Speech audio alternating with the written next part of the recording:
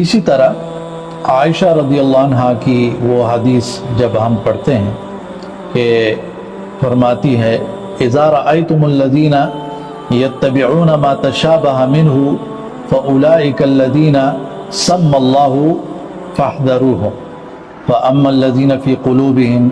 زيغ فيتبعون ما تشابه منه ابتغاء الفتنة وابتغاء تأويله۔ تو جن لوگوں کے دلوں کے اندر کجی ہوتی ہے، تو قرآن کے اندر دو قسم کی آیات ہے، ایک بالکل واضح مراد ہے، اس کا واضح مطلب ہے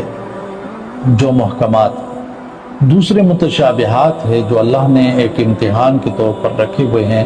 جس کا مطلب بالکل واضح اور کلیئر نہیں ہے، مراد بالکل واضح نہیں ہے۔ تو متشابہات پر بھی ہم ایمان رکھیں گے اور محکمات کی روشنی میں اس پر